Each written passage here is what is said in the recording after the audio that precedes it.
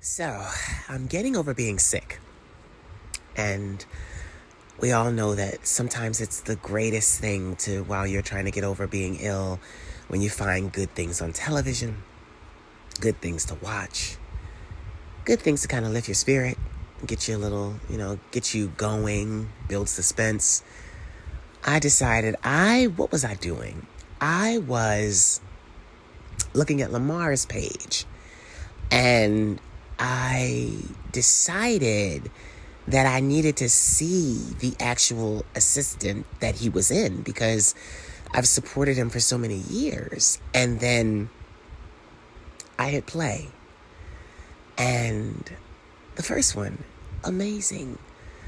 The sad thing is, I was rooting for Lamarr. I was rooting for Reese, the character Reese, because I could tell that Reese was a product of systematic abuse. And see, in our criminal justice system, there is leniency for that. They say that killers aren't born. Killers are made through years of systematic abuse. And though they break the law, and though they, hurt and maim and take away life, the court does recognize their past and what they came from and the systematic abuse that they suffered. And I saw as Reese, what really got me as I watched the second one was when Reese was talking to his mother, the character playing his mother. And she told him, sit up straight. And here he is, a grown man. And he sat up straight, and I saw him literally be transmuted back to being a little boy. I've had 15 years of therapy myself, and I learned in therapy, and even from my grandmother, the Queen Mother, that, I don't even call my uncles and aunts uncle or aunt, because it transmutes me, teleports me back to being a child.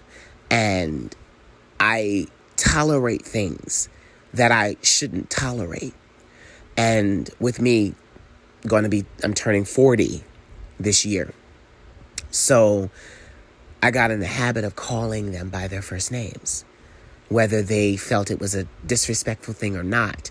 I got into calling them by their first names because it was something that I needed to do. I needed to break away from the abused and the traumatized child that I was in their care and at their hands.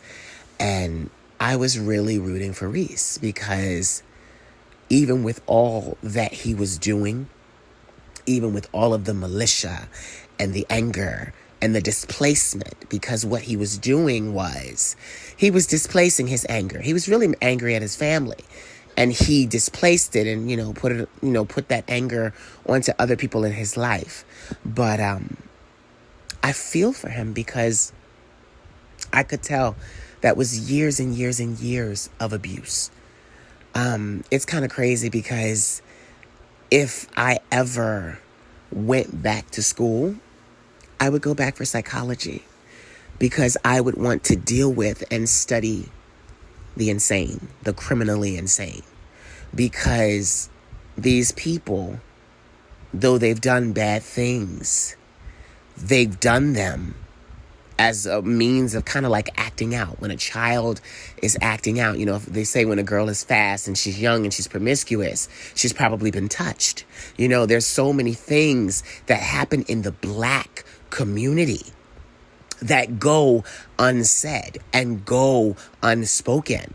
And still, there are so many of us Black lives that we grow up masking our pain. We grow up masking our trauma, and no one ever really brings attention to the fact that our trauma makes us angry. It makes us angry. We want to lash out. We want to hurt. We want to maim. See, nobody talks about that. They expect you to be civilized, not act like a savage, but I've seen it, not in my life more so, but in the lives of my nephews who were raised basically in a barn. And then they came to me, and I had to tried to ply into them as much teaching as I could, and to see them grow and then be dragged down by their past, be a slave to their past, fall victim to their past in the pain.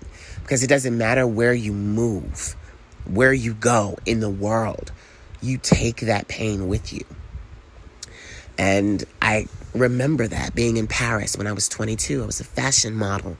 And I remember going over there and having panic attacks because I was trying to get rid of the militia and the trauma of my family and what they had done to me.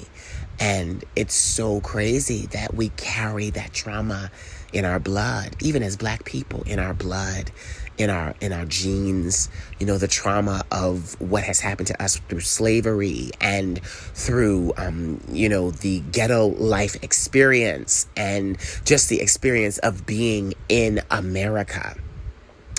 And just all that has happened in the last 5 to 7 years. It has really been a lot. And nobody's really checking to ask these people, are you okay? Are you all right? What do you need? And that's where actually my career came together, because I realized I was going to give medicinal medicine to everyone who saw me. Everyone who was under the sound of my voice, be them Black, white, Puerto Rican, indifferent, green, blue, purple.